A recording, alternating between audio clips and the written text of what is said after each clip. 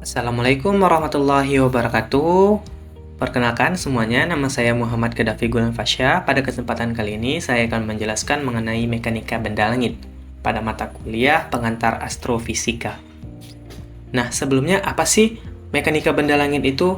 Mekanika benda langit merupakan sebuah studi tentang gerakan benda-benda langit bersamaan dengan astronomi bola, di mana ini merupakan cabang utama astronomi hingga akhir abad ke-19 ketika astrofisika mulai berkembang dengan cepat. Perhatian utama pada mekanika benda langit klasik itu tertuju pada menjelaskan dan memprediksi bagaimana gerakan planet dan satelitnya. Selain itu, mekanika benda langit juga mempelajari mengenai gerak dan lintasan benda langit. Lingkup pembahasannya meliputi pergerakan planet, satelit, asteroid, komet, bintang, dan galaksi. Awalnya, mekanika benda langit dimanfaatkan manusia untuk ilmu semu berkaitan dengan astrologi. Salah satu konsepnya yang penting adalah benda titik.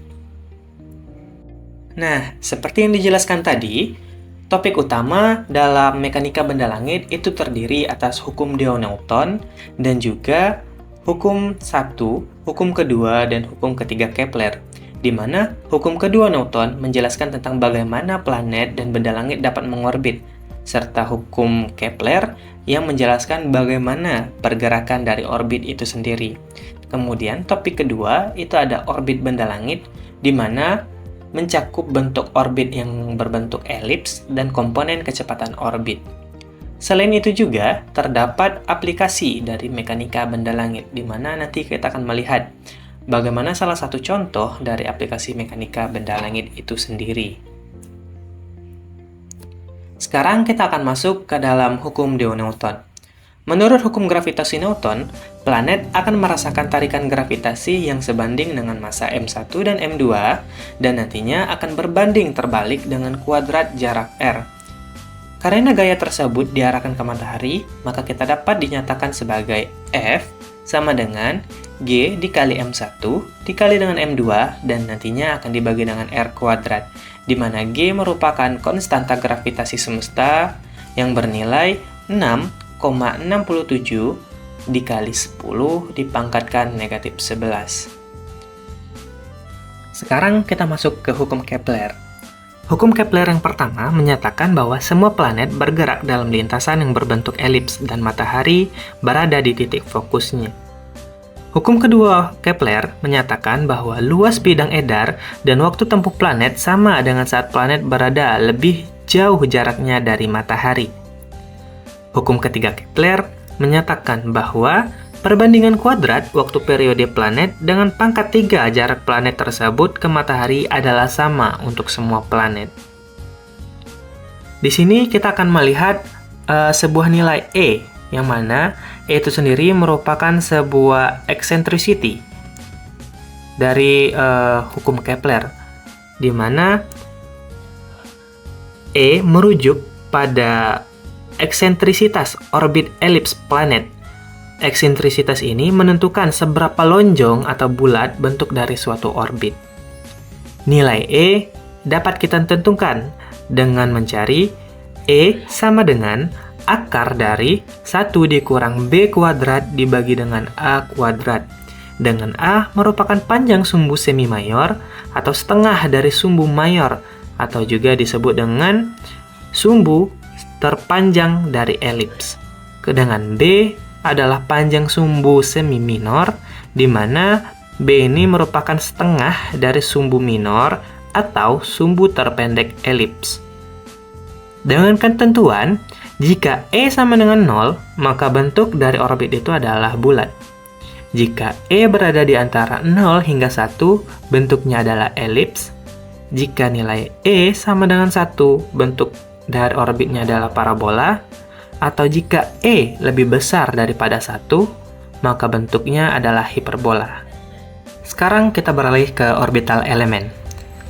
Kita dapat lihat pada gambar terdapat perihelion, aphelion, dan juga terdapat konstanta seperti E dan I. Nah, di sini kita dapat melihat kalau misalkan A itu merupakan sumbu semi mayor, dan juga kita akan melihat ada E yang tadi kita sebutkan sebagai eccentricity. Kemudian ada I yang merupakan inclination, dan juga ada perihelion yang merupakan jarak terdekat sebuah planet ke matahari, dan juga aphelion, jarak terjauh dari planet ke matahari. Nah, apa sih hubungan antara perihelion dan aphelion?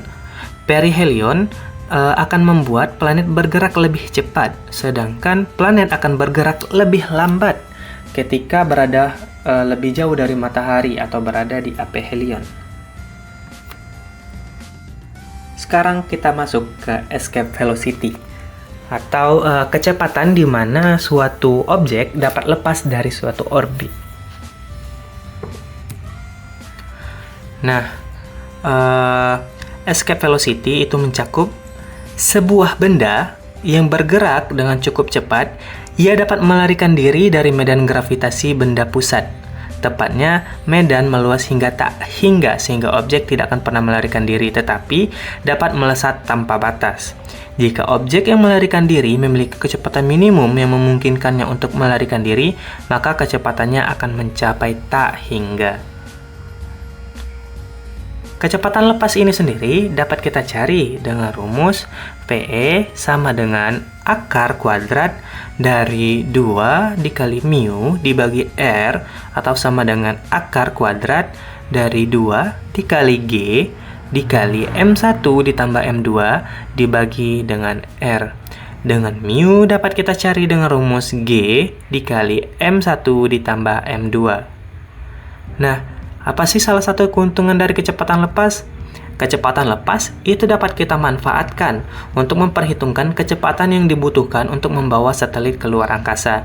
Dan juga kecepatan lepas dapat dipergunakan untuk menghitungkan kecepatan sehingga suatu satelit dapat mempertahankan posisinya di orbit tanpa tertarik kembali oleh gravitasi bumi ke permukaan.